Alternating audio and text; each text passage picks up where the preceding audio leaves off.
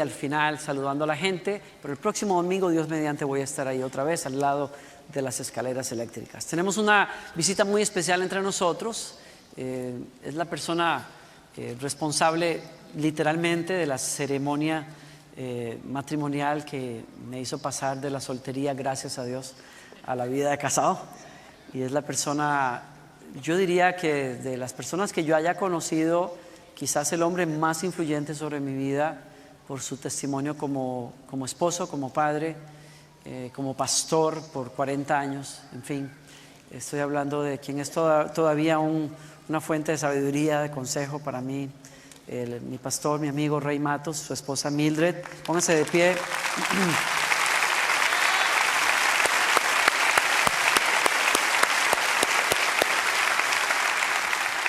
Qué honor que estén con nosotros. Ellos van a estar hablando con nuestros líderes en un rato, y estuvieron en el retiro, la conferencia para hombres influyente.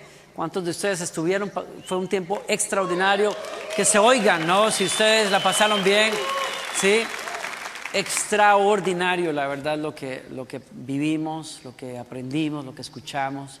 Gracias, Rey, otra vez por estar con nosotros, de todo el equipo de trabajo, Randall, el equipo de hombres, qué trabajo tan extraordinario están haciendo.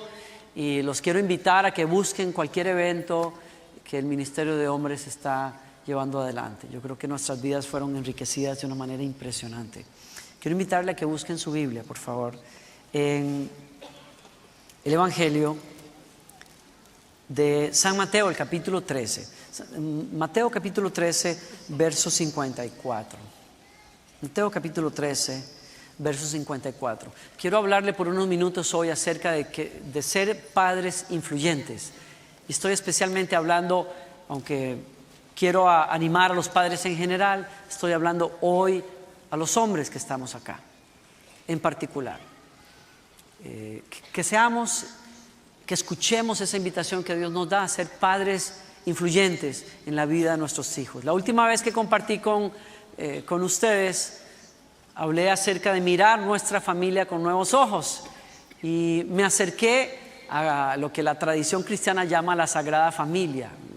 José, María, su hijo en la historia de la Navidad, y especialmente me acerqué a ver el actuar, el ministerio del Espíritu Santo en la vida de José, como un hombre que fue llamado a prácticamente administrar una familia única, extraña, diferente, a casarse con una mujer que venía embarazada ya por el Espíritu Santo, pero al fin y al cabo una mujer que se iba a unir a él en circunstancias no comunes, y que iba a tener que cuidar de un hijo que no era su hijo, un hijo adoptivo. Una historia muy especial que casi siempre tiene como enfoque ver a María, porque María es el vaso en donde se cocina ese misterio que es la encarnación de Dios en la tierra. Y nuestras reflexiones y hasta canciones a lo largo de la historia tienen que ver con María, pero poco reflexionamos acerca de José y el papel que le tocó a él. Y por eso quise conversar con ustedes un poquito, y quiero continuar hoy mirando de cerca, un poquito más de cerca, la figura de José.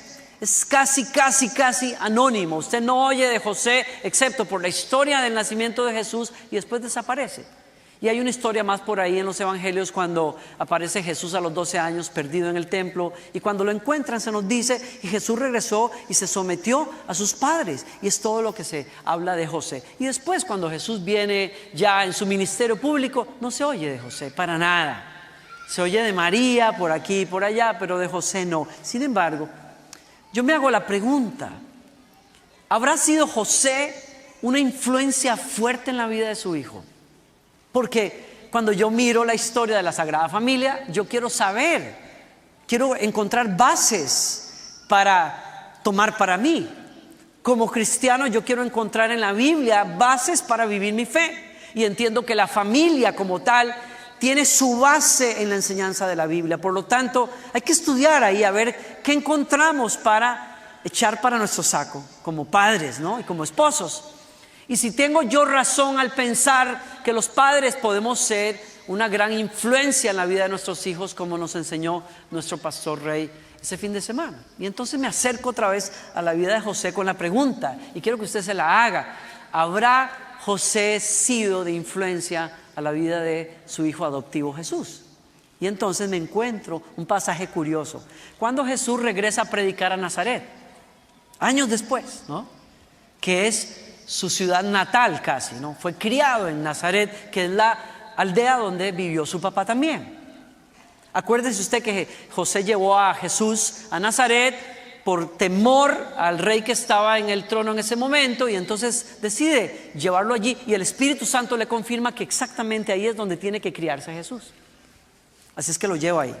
Jesús va a predicar allá, y entonces ¿qué pasa? Dice, regresó a Nazaret, su pueblo.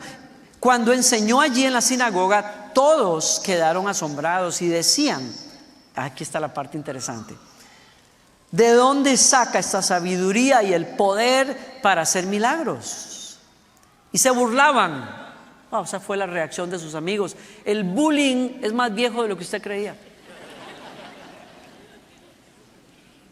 Se lo tiraron a una persona adulta, pero igual de dañino, igual de feo, especialmente viniendo de sus compañeros de escuela, sus compañeros de colegio, la gente que estuvo con él toda la vida, que jugaron fútbol con él en las calles y canicas. Se burlaban. No es más que el hijo del carpintero. Y conocemos a María, su madre, respetable mujer, y a sus hermanos Santiago, José, Simón, Judas. ¿Están viendo eso? Ahora mírelo en otro evangelio. Y dice, y se burlaban. Es un simple carpintero, decían, hijo de María, hermano de Santiago, José, Judas y Simón. Y sus hermanas viven aquí entre nosotros.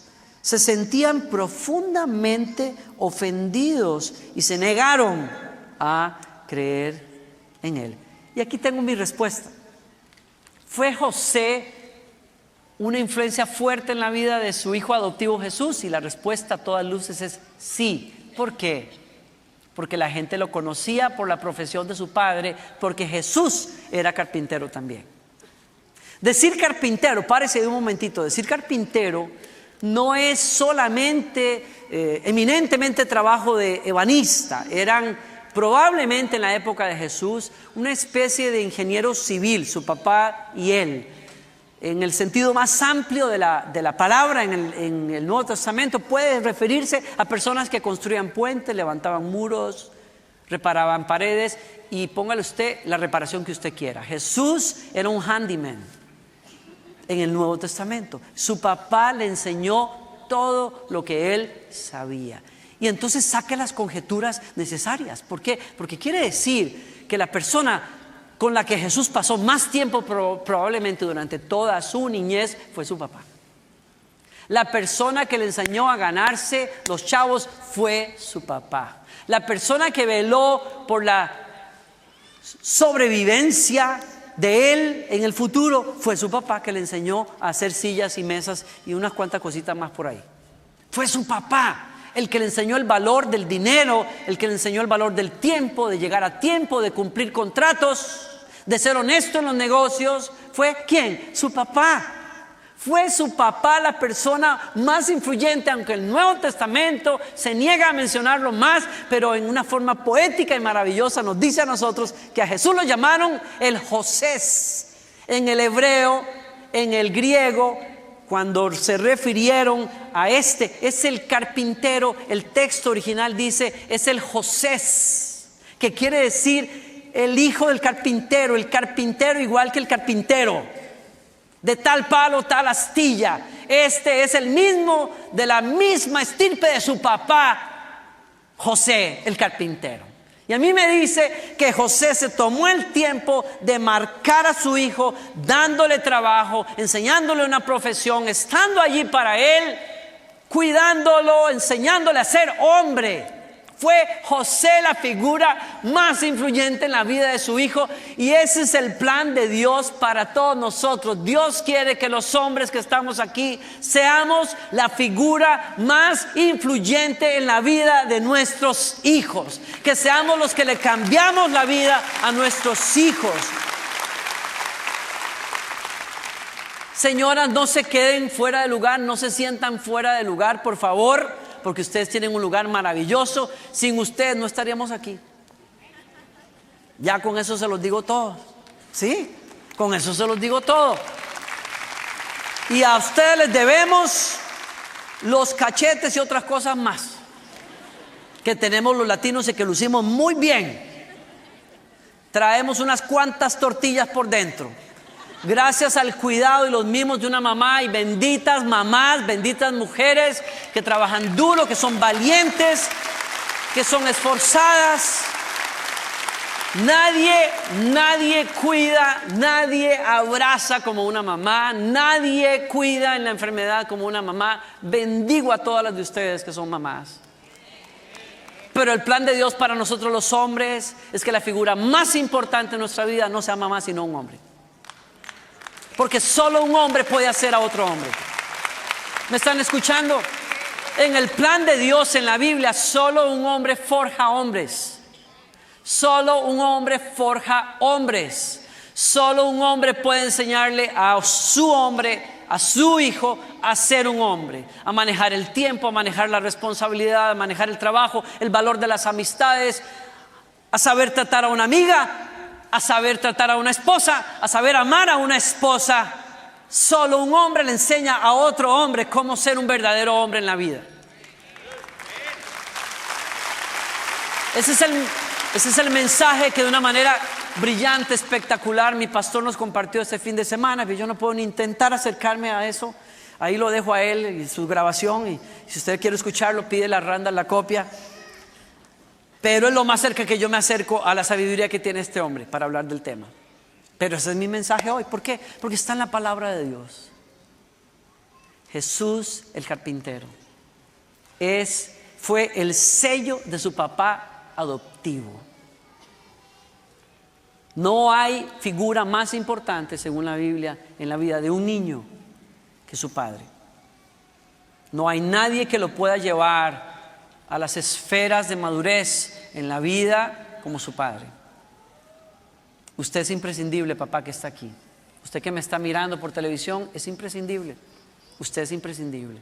La cruda realidad de la vida de las familias latinoamericanas es una en donde desgraciadamente los papás no están presentes, los papás están callados, los papás están lejos, están trabajando, y entonces todo le queda a la mujer. Yo mismo vengo de una familia en donde papá estaba pero no estaba, ¿no? Trabajaba toda la noche, dormía de día, nunca estaba. Entonces la disciplina, la corrección, las modales, todo lo aprendimos por mamá. Mamá es esa campeona. Cuando papá se va, esa es la leona que nos sacó adelante. Y yo sé que hay muchas leonas aquí también, y las honro a todas ustedes. Sí, las honro a ustedes. Pero con todo lo leona que usted haya sido, déjeme decirle que no hay mujer que pueda hacer las dos cosas. Por más que usted se esfuerce, si papá no está, usted no puede hacer de papá y de mamá. Porque en el orden de Dios, solo un hombre forja a un hombre. Se lo puedo demostrar de varias maneras, pero es la realidad de la palabra de Dios. Y entonces hay muchas falencias, muchas disfunciones que se dan en la familia. ¿Por qué? Porque a las mujeres valientes les toca hacer el trabajo de los papás, pero no están supuestas a hacerlo. Y lo van a tener que hacer de todas maneras. Pero la figura de un hombre sigue siendo imprescindible en la vida de sus hijos. Para llegar a ser todo lo que tienen que ser en Dios, necesitan un padre o una figura de padre. Y Dios, que envía a su hijo al mundo para redimir precisamente lo que está pasando con la familia, ¿qué hace con su hijo? Le da un padre adoptivo. Como para decirnos a nosotros, hay esperanza para las esposas que no tienen un hombre ahí velando por sus hijos. Para aquellos hijos que hemos visto a papá irse, hay esperanza porque nuestro Redentor en su propia familia nos mostró que Dios trae provisión a aquellos que no hemos tenido padre, que no hemos tenido una figura de hombre saludable. Dios envía la ayuda para enseñarnos que a través de Jesucristo hay esperanza y puede suceder. Jesús llegó a ser un hombre hecho y derecho en su parte humana, por el trabajo, la presencia, la dedicación de su papá. Si alguien le hubiera preguntado a Jesús, los años anteriores a su ministerio público, quizás Jesús hubiera dicho, esto no lo dice la Biblia, lo dice Danilo Montero, capítulo 3, verso 25. Quizás Jesús hubiera dicho, mi tata es la persona más increíble en mi vida. Me enseñó todo lo que sé ahora, excepto porque por la intervención del Espíritu Santo Jesús entiende que su conexión es con el Padre Celestial y se revela como el Hijo de Dios. ¿Me sigue en ese pensamiento? Un padre le enseña a su hijo mucho más que su oficio en el plan de Dios. La paternidad de un hombre hacia su hijo varón es parte del plan de Dios para transmitir la heredad más valiosa que un hombre le deja a su hijo varón, y es la hombría. La hombría no viene con nuestros genitales. Se aprende por la presencia, el ministerio, el cuidado, la instrucción, la disciplina, el ejemplo de un hombre presente en su vida y especialmente en su niñez. Ese es el legado más grande. Por eso he dicho, madres, usted hace un trabajo espectacular, pero usted no puede enseñarle la hombría a su hijo.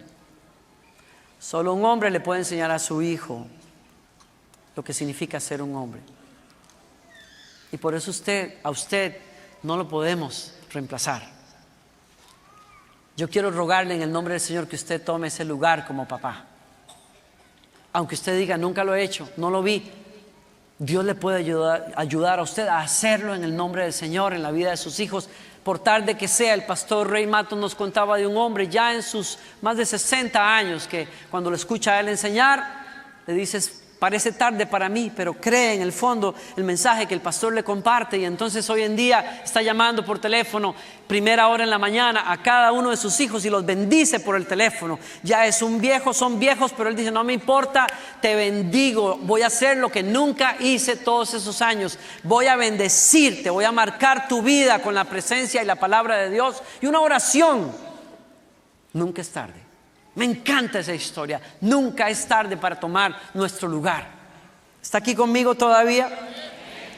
Jesús fue carpintero como su padre, pero más que eso fue un hombre en su parte humana, porque José hizo su trabajo, estuvo presente en la vida. Tú puedes ser la figura más influyente en la vida de tu hijo varón, y puedes ser la única oportunidad que él tiene de descubrir lo que es ser verdaderamente un hombre. Solo un hombre puede forjar a otro hombre. Y cuando esa ley se rompe, entonces hay una desgracia, hay una falencia, hay una enfermedad. Fíjense ustedes que les voy a leer algo que dijo el último de los profetas del Antiguo Testamento, referente a cuando Jesús viniera, el Mesías. Dios prometió que iba a enviar a un Mesías, que iba a hacer volver, dice el texto, el corazón de los padres a los hijos. ¿Alguien ha leído ese texto alguna vez? Miren, les voy a aclarar algo antes de volver a leerlo. Cuando el texto dice volverá el corazón de padres a hijos, hijos a padres, no es padres genérico. En el original es padres varones, hijos varones. El milagro de milagros es que tiene que darse una sanidad en la conexión, una reconexión de generaciones entre padres que no fueron padres con hijos que no quieren ser hijos. El milagro cuando Dios viene a la tierra, y eso sucede a través del evangelio, de iglesias que predicamos el evangelio del Señor, es que donde hay rotura, donde hay desconexión, donde hay desbalances y corrupciones al plan original de Dios, Dios envía a su hijo para enseñarnos cuál es el modelo de familia. Y en el modelo de familia, padres vuelven a ser hijos, vuelven a ser padres para sus hijos, y los hijos vuelven a aceptar la paternidad de sus padres. Se sanan generaciones a través de Cristo Jesús. Es lo que dice Malaquías capítulo 4. Sus predicaciones harán volver el corazón de padres hacia hijos y el corazón de los hijos hacia padres. De lo contrario, vendré y haré caer una maldición sobre la tierra. Estamos hablando de que en ese versículo Dios dice varias cosas. Si usted está tomando nota, sería interesante que tome nota de esto. Uno, le acabo de decir, se refiere a hombres, padres, varones, hijos, varones. Dos, habla de una rotura que existe entre esas dos generaciones. Una rotura que tiene que sanarse. Y 3, es una rotura que si no se sana produce maldición. ¿Cuál es esa maldición? Tome nota. Falta de identidad es una maldición. Donde hay padres que no ejercen su lugar hacia hijos varones, hay una maldición que toma lugar. Hay una falta de identidad. No sabemos quiénes somos, no sabemos para qué somos, no sabemos para qué somos buenos. Encontramos sustitutos baratos y terribles, dañinos, de lo que es ser hombre, de lo que es ser esposo. No sabemos. El que da identidad a los hombres es el padre en la casa. Otra parte de la maldición es falta de madurez. Hay hijos que por la ausencia de padres nunca crecen, físicamente crecen, se desarrollan, se casan, hasta tienen hijos, pero son niños. Quieren seguir siendo niños. Quieren tener familia, pero quieren andar en su Harley Davidson todos los días con amigos en las noches. Nunca crecieron. Sus familias se desbaratan y ellos preguntan, ¿pero por qué? Si yo le doy a mi esposa lo que necesita y les pago las cuentas a los niños, solamente déjenme un poquito de espacio para mí todas las noches de lunes a sábado andando en mi Harley Davidson con mis amigos. ¿Cuál es el problema? Yo no puedo tener problema. ¿Cuál es el problema de que yo cuide un poquito mi cuerpo y vaya al gimnasio todos los días después de que vengo del trabajo? Se nos despedaza el matrimonio y la familia y no entendemos por qué. No podemos madurar. ¿Por qué? Porque tenemos alma de niño. Suena muy bonito a nivel de una canción, pero es terrible. ¿Por qué? Porque nunca maduramos. Seguimos despilfarrando el dinero en juguetes muy caros y no nos importa si no nos queda dinero para lo que es importante. Somos niños. Es una maldición que se tiene que romper. ¿Están aquí conmigo?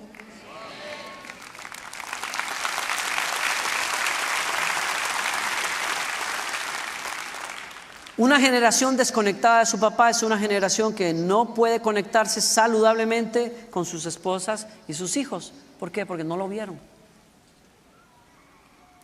Puede tener la capacidad de casarse, tener sexo, procrear hijos, pero cuando se trata de conectar no puede. ¿Por qué? Porque no tuvo la conexión con la persona que le enseña cómo mantenerse conectado con su esposa y con sus hijos. No lo vio. ¿Qué es parte de esta maldición? Hay 2 cosas específicas de las que vamos a hablar más adelante en esta serie: machismo y matriarcado. Hombres que viven por el valor de ser hombres, solos, que sostienen su gobierno a punta de violencia y de intimidación y de abuso, que saben tener muchos hijos, pero no saben forjar hijos. El machismo que nos ha golpeado en Latinoamérica es parte de esa maldición. Latinoamérica es un continente de hombres que podemos poblar el planeta, literalmente, pero no sabemos hacer familia. Y está el otro lado, la presencia de hombres violentos, abusivos, hombres que se van de la casa, que dejan hijos regados por todas partes. Esa figura, ese prototipo latinoamericano que nos ha dañado a todos tanto, produce otra cosa: supermujeres. Supermujeres que le entran a todo y que no necesitan hombre en sus vidas, según ellas. Que no necesitan a una persona. ¿Por qué? Porque el tipo de todas maneras es un sinvergüenza. ¿Para qué necesita? La verdad es que sí, es cierto, ¿no? O sea, hay que ser prácticos. Hay que ser prácticos. Es mejor estar sola que mal acompañada, por supuesto. Y yo le aplaudo a usted si usted entiende ese punto. Hay otras mujeres golpeadas por el machismo de los hombres que alimentan el machismo precisamente porque aunque les dan palo, siguen ahí. Porque dicen: ¿a dónde voy a ir? Él es el único que me mantiene. Él es el que me dice: si te vas de aquí, te mueres de hambre en la calle. Y ella dice: es cierto, no sé hacer otra cosa. Porque el machismo precisamente se preserva a través de robarle el valor a las mujeres, para enseñarles que tienen que depender de un hombre, porque si no, no son nada. Y ahí están muchas mujeres. Pero la que no entra dentro de eso, entra en el otro caso. Soy una supermujer, superwoman. No necesito hombre y más bien yo les voy a enseñar cómo se hacen las cosas acá, papá. ¿Ah? Yo le voy a enseñar a usted cómo se hacen las cosas aquí. Aquí no necesito a ningún patas vueltas que me venga a decir, yo no necesito, yo sé hacer bien las cosas, y las hacen demasiado bien, tan bien, pero tan súper bien, que cuando aparece un pobre pelado ahí que quiere ser candidato, no hombre, sale corriendo por ahí porque dice, esta es una super mujer, no puedo con ella, no necesita de nadie, y entonces crean un reino alrededor de ellas. Esas son las generales. Esas son las que mandan a traer y traen para que ven para acá y ven para allá, y tú haces y tú vienes y tú me estudias esa carrera y se te acabó la vida. Y esas son las superwoman. El matriarcado es parte de la cultura latinoamericana también y nos está fregando la vida a todos. Sí, señores. Mujeres que son tan tremendas, como dicen en Colombia, son tan berracas. Son berracas, tremendas, ¿no? Son tremendas. Como Rebeca, la mamá de Jacob, tamaño manganzón. Y ella le dijo, tú te me vas y te casas con la prima por allá y no me regresas y yo me encargo de Saúl y de tu papá, el viejo ese que lo tenía, que donde ella decía lo que había que hacer. Y ella feliz de la vida. Tenemos una especie de canonización de la mujer en Latinoamérica. Usted sabe que la mamá de nosotros es más allá de una santa. No, en serio. La verdad, o sea, y yo digo, mi mamá no te metas con mi mamá. Me puedes ver con cara de director de alabanza, pero me convierto en otra cosa si te metes con mi mamá, porque las mamás de nosotros son lo máximo. Pero hay un nivel a donde llevamos a la mujer que es como de idealización, canonización, en donde la frase cae muy bien: si mamá está contenta, todo el mundo está bien. O sea, hagamos lo que sea porque la reina de la casa es la que tiene que mandar aquí. Y hay de aquel que quiera sublevarse a la autoridad y a los deseos de la mujer en la casa, porque le espera el juicio.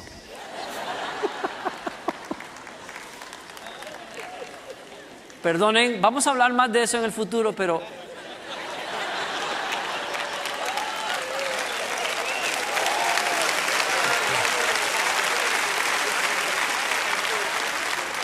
el machismo y el matriarcado nos han hecho la vida miserables a los latinoamericanos. Y nos hemos alejado del modelo de Dios, en donde hay un hombre que es el líder de la casa, pero es un líder sirviente, humilde, que es ejemplo de Cristo para su esposa y para sus hijos.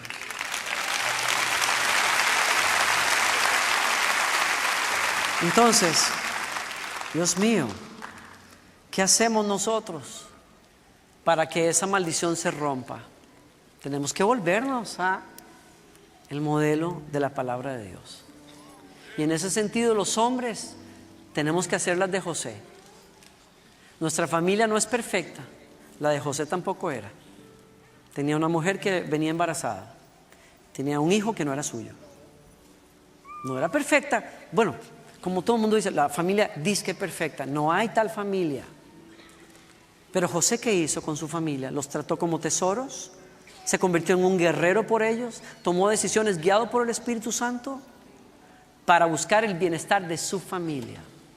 Se hizo un sirviente de esa mujer bella que Dios le regaló, la amó, la cuidó y crió a su hijo. Lo forjó. ¡Wow! El Hijo de Dios. ¡Wow! Le enseñó un oficio al Hijo de Dios. ¡Wow! Se hizo en el héroe, se convirtió en el héroe de su hijo. ¿no? ¿Por qué no tomamos ese lugar nosotros los hombres de Lakewood? ¿Por qué no tomas ese lugar? No importa lo que haya pasado, si no tuviste referente, igual. Dios trae referentes a la vida de uno. Yo honro a este hombre que está aquí porque este ha sido un referente para mí cuando no lo tuve. Este ha sido el referente de un hombre piadoso.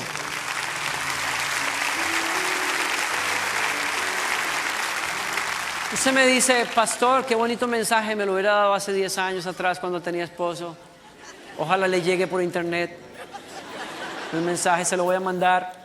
Le voy a comprar el disquito y se lo mando porque ya le agarró tarde a usted, mijo, para el mensaje. No, anímese. Dios tiene hombres maduros, espirituales, temerosos de Dios que pueden ser referentes para tu hijo si tú estás sola. Y debes de procurar eso. Tú dices, Danilo, yo soy un hijo solo, rebeldísimo. Yo era así también. Yo no tenía referente. Pero me encontré con el amor de Dios Padre. Me di cuenta que Dios me amaba. Y entonces, eso cambió la dirección de mi vida. Dios puede hacer lo mismo contigo. Dios puede hacer lo que hizo con José contigo. José no se hubiese casado con María ni hubiera criado a su hijo a menos que el Espíritu Santo le hubiera dicho, mira a tu familia como Dios la ve, es plan de Dios. Tu familia con todos los defectos que tiene es plan de Dios. Pelea por ella, sana tu familia, llévala al plan de Dios, sé modelo para ella porque es el plan de Dios para tu vida.